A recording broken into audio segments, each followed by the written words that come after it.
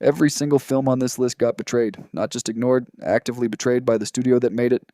Wrong release dates, zero marketing, vault locks, cuts made without the director's knowledge. These 10 films deserved better than what Hollywood gave them, and I'm still angry about some of them. Let's go. Michael Dougherty spent years making this. An anthology horror film set on Halloween night in a small town, 4 stories all happening simultaneously, all connected by a small figure in a burlap sack called Sam, who wanders through all of them making sure the rules of Halloween are being properly observed. Warner Brothers loved it, scheduled a wide theatrical release, put it on the calendar, then pulled it. Completely. No explanation. No alternative date. Just, gone. 18 months of silence while 2 Halloween seasons came and went without the film that was specifically made for Halloween seasons.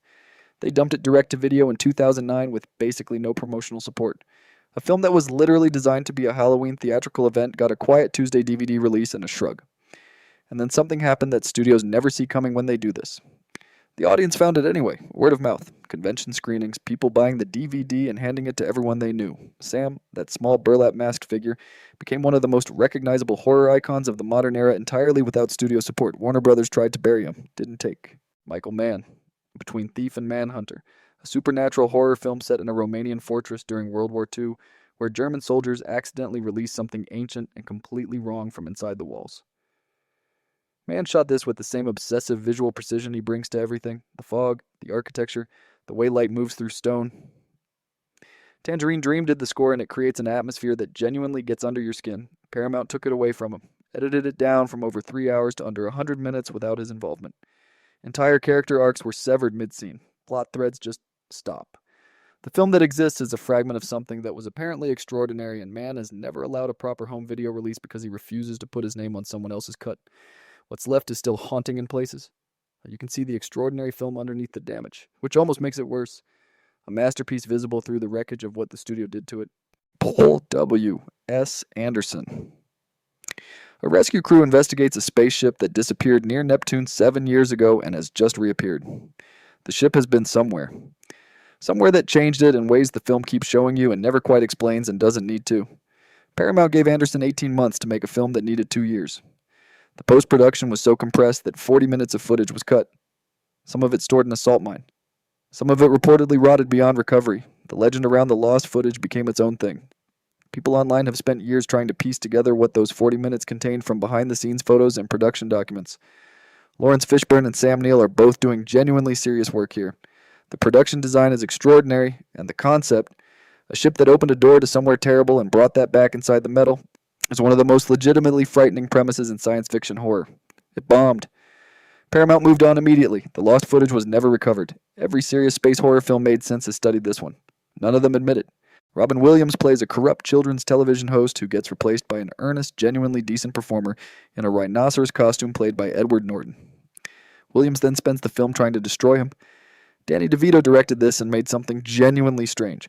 A pitch-black satire about the children's entertainment industry that Warner Brothers had absolutely no idea how to sell. The marketing positioned it as a broad comedy. It's not a broad comedy. It's a film about corruption, idealism, and what happens to genuine goodness when it enters a system built on cynicism. Williams is extraordinary here, doing something he rarely got to do, playing genuine menace. There's a coldness underneath the comedy that his bigger films never asked for, and he understood immediately what DeVito needed and delivered it completely. Critics hated it. Audiences were confused by the tone. It made $8 million on a $40 million budget. It's been quietly rehabilitated over the years by people who caught it on cable and realized what they were actually watching. One of the most misunderstood studio films of the 2000s and genuinely one of Williams' best performances. A 7-year-old boy is discovered to have an extraordinary gift for chess. His parents, his coach, and the world around him all want different things from that gift. The film spends its runtime asking whose version of the gift actually belongs to the boy. Steven Zalian directed this, the man who wrote Schindler's List, and it's shot with a patience and a visual intelligence that most family films don't attempt. The chess sequences are genuinely tense in a way that shouldn't be possible given that chess is chess. Zalian makes you feel every game. Joe Mantegna plays the father trying to do the right thing without knowing what the right thing is. Ben Kingsley plays the coach who sees genius and wants to weaponize it. And Max Pomeranc, who was an actual chess prodigy himself, plays Josh with a naturalness that trained child actors spend careers trying to fake. Paramount released it in August 1993 against massive summer competition and gave it almost nothing in marketing support. It made $7 million. A film this good, this carefully made, this emotionally precise $7 million. It deserved the audience Goodwill Hunting got 5 years later. It just arrived before anyone was paying attention. David Fincher between Seven and Fight Club. Michael Douglas plays an impossibly wealthy, impossibly controlled San Francisco businessman whose brother, Sean Penn, in maybe 15 minutes of screen time, gives him a birthday gift, access to a company called Consumer Recreation Services that provides a personalized game tailored specifically to you. Then everything in Douglas's controlled, ordered life starts falling apart. And the film keeps asking, what, is this the game? Or has something gone genuinely wrong? Fincher shoots San Francisco with a cold, gray paranoia that makes the city feel like it's actively working against the protagonist. Every space Douglas moves through, his enormous empty house, the empty streets, the company offices, feels surveilled and wrong. The ending divided people badly on release, still does. But the journey to it is one of the most precisely controlled thriller experiences of the decade, and Fincher at this point in his career was doing things with a camera that nobody else was attempting. It made $48 million. Considered disappointing for a Fincher film of that profile. Disappeared from the conversation almost immediately, one of his best films, still waiting for proper recognition. John Carpenter, Kurt Russell, $25 million budget, $11 million domestic box office. The film that ended Carpenter's relationship with major studio filmmaking permanently. Fox had no idea what they were selling. The marketing positioned Jack Burton as a straightforward action hero. Jack Burton is not a straightforward action hero. He thinks he is.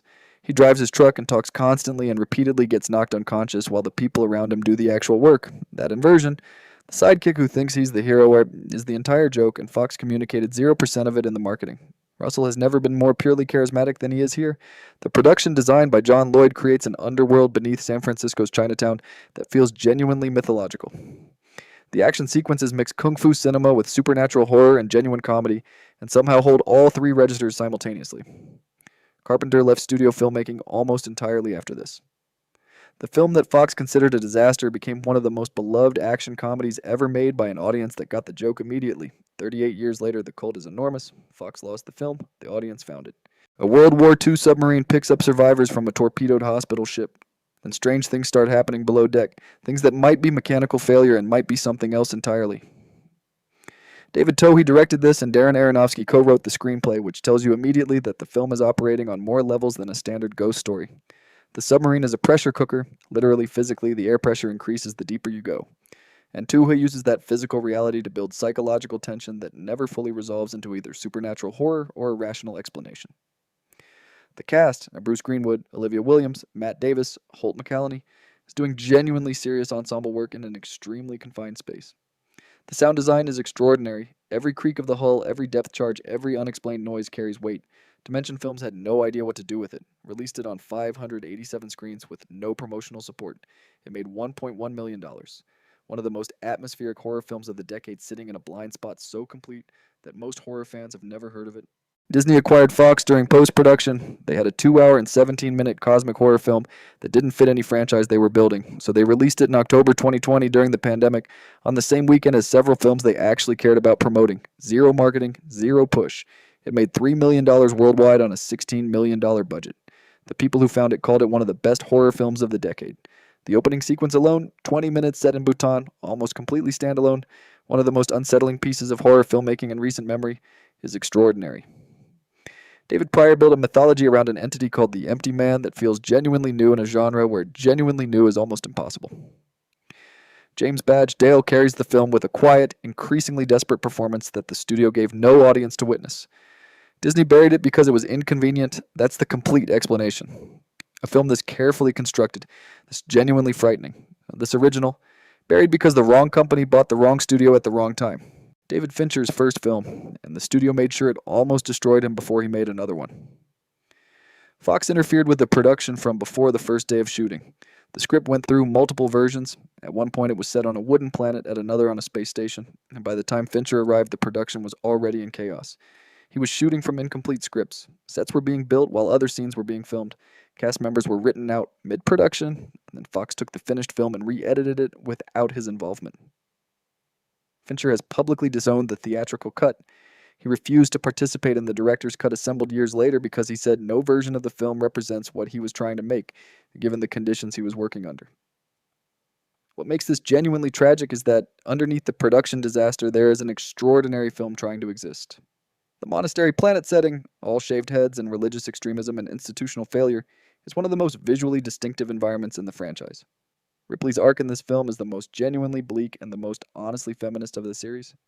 She's carrying something inside her that the universe put there without her consent, and she makes a choice about it at the end that the studio hated and the film earns completely. Fincher went on to make Seven, then The Game, then Fight Club, all masterpieces, all made by a director who learned in the worst possible way that studios can take your film and make it someone else's. He's never forgiven Fox. You can hear it in every interview he's given since. 10 films, all betrayed, all still here. Hit like, subscribe to Frame Time. We'll keep defending the ones the studios tried to make disappear. Frame Time is genuinely going absolutely crazy trying to hit 1,000 subscribers right now. We are so close. If you've been watching and you haven't subscribed yet, please just hit that button. 2 seconds. Means everything.